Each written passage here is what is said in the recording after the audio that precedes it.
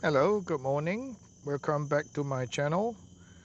This morning, I want to talk about some questions some of my friends asked me why I chose the Yamaha Xmax as my 2A bike. So I passed my 2B sometime end of 23, and then I bought a Aprilia SR GT. Love that bike, never gave me any problem. And I think, despite what a lot of people say about that bike, I love it. It's never given me any problems, and I just love to ride that thing. It's powerful, it's sleek, it looks beautiful, and I've done a lot of local and overseas trips to Malaysia and all that with that bike. Absolutely love it. And then January 24, sorry, January 25, I passed my 2A motorbike license, which allows me to ride a bigger cc bike, up to 400cc to be exact.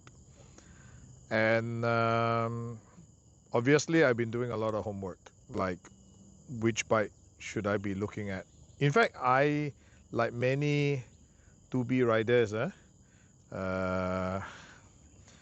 we thought about not changing to or not upgrading to a 2A bike, and then go and take your class 2 another year later, and then just change to a class 2 bike right away. Instead of, that means you skip 2A. The only thing that the 2B bike, the Aprilia SR GT, I wasn't that satisfied with was the power of the bike. Obviously, right? It's a 2B bike. It's 174cc. Especially when I ride to Malaysia on a Malaysia highway, I struggle to get it above 120. 110, 115 is the max average speed I could get. And then if I push it a little bit harder and with a little bit of downslope, I can get it up to about 120, 125. If I'm not wrong, the highest I ever been on that bike, which was on a downslope, was 128 k per hour. And that's it. It is a little embarrassing, especially when you are riding in a group and you're the only one who has a 2B bike. Everyone else either have a 2A bike or a class 2 bike. You're either always behind, or people always have to wait for you at the next stop. So I don't feel good. I feel a bit embarrassed that I'm holding them back. That's the only complaint I have on my 2B bike, frankly. Everything else I love. I love that bike.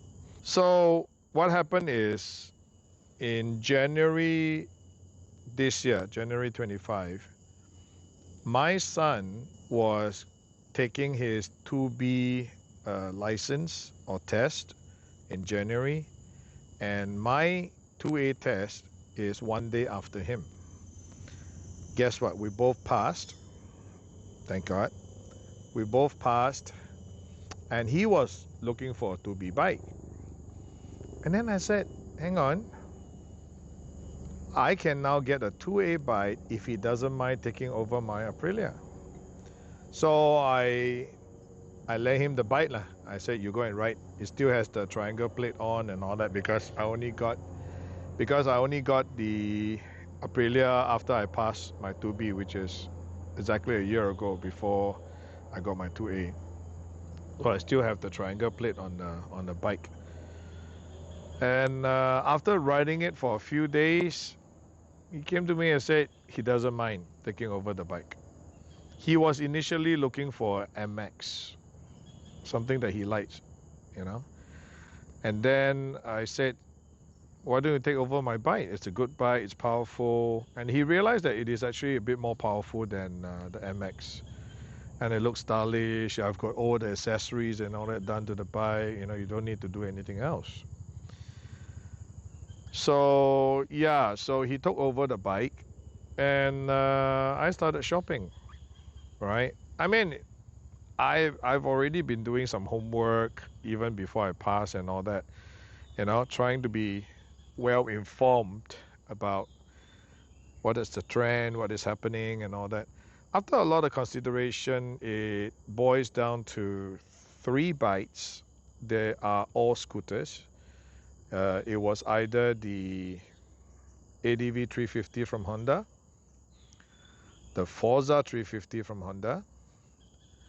They both share the same engine. It's just a different style of bike. ADV is more like adventure styling, not really an off-road kind of machine, but they make it look like an off-road machine. And the other one is the Forza 350, which is more like road city kind of styling, but both share the same platform and engine. And then there's the Yamaha Xmax. So Forza 350 was out because everyone doesn't have, all the shops does not have stock for the Forza 350 because they were phasing out the 23 or 24 model, and all of them say that they are now waiting for the 25 model. So that was out. So I'm left with ADV 350 or Xmax 300. And I, after much thinking, there are a few considerations which finally got me to choose the Xmax. So the few considerations were pricing. So ADV 350 was about 3,500 more than the Xmax. Power-wise, they are both, I would say, equally powerful. I won't say just because it's a 350, it's a lot more powerful than the Xmax. I disagree with that. The ADV 350 has a slightly higher riding height, so I don't have very long legs. So I feel that I'll be a little bit more comfortable on the Xmax. Xmax has a much larger under-seat storage compartment compared with the ADV 350. I like to carry, my stuff and all that, especially when I travel out of Singapore and all that. I need a big space. I do go motor camping once in a while, so a bigger space means, yeah, I can put more camping stuff. So that's important for me. And then compare the Xmax and the ADV 350. Xmax has a lot more accessories. The availability of parts it's a lot more than the ADV 350. Almost every bike shop I know knows how to repair or service an Xmax. Tons of accessories for this bike because Xmax is a very popular bike in Malaysia, in Thailand, So these two places has got lots and lots of, whether it is original or third party accessories and all that, Not that I'm going to spend a great deal to modify the bike and all that. I don't do that. I don't do that. I only add on to the bike things that I think are useful, increases the performance and the usability of the bike. For example, I would install front and back camera. I would this one I will not have a rack, but the Aprilia I had a side rack with panniers. I would install maybe better suspension for the front because this bike came with the Öhlins, which is already top of the range suspension you can get for any bikes. So I upgraded the front fork kit as well because this is so good. It makes the front feels a bit sluggish. So yeah, so I have to go and improve the front suspension, which I did. I'm very happy with that. So I will only make changes to the bike if it is useful, makes the bike better, runs better, more powerful, safer. I will only do that. I will not spend money on the bike to make it look more pretty. You know, I don't believe in wasting that kind of money. Maybe when I was, if I were in my, if I was in my 20s, or maybe late 20s, early 30s, I might, but you know, at my age, I become more practical, you know. So yeah, it's a beautiful bike, as you can see, and I absolutely love it since day one, especially now that I have modified the front fork kit. The bike has been lowered by about 35 mm or 3.5 cm. That makes it even easier for me to rest both my feet almost flat, not flat yet, but almost flat, and that feels good. And then when I do cornering and all that, it's lower, the center of gravity, you know, is lowered, and I feel a lot more assured when I do my cornering and all that. Yeah, so the price is cheaper. There are a lot of more parts. It's powerful enough. It's a lot more powerful than my Aprilia for sure. I now totally enjoy using it, especially in Malaysia highway. And overall, it's just a really good looking bike. I have no complaints. So yeah, there you have it.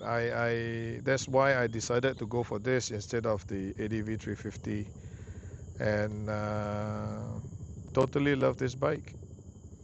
So yeah, so if anyone is looking for a good, nice 2A bike, easy to ride, no need to change gears, just zoom and go, this will be a very good choice actually.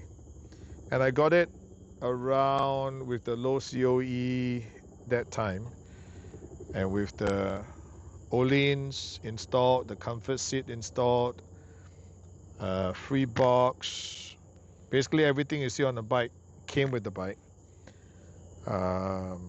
At about 20 grand Singapore dollars. I would say a very reasonable price. At that time, the ADV 350 would have cost me about 23.5, so it's a $3,500 more difference.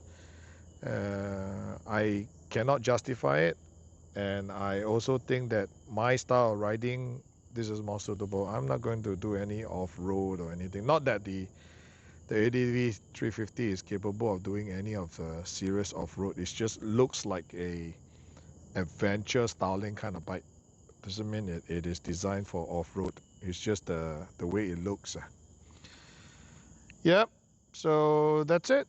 That's all I want to talk about in this video, and I hope you like my video.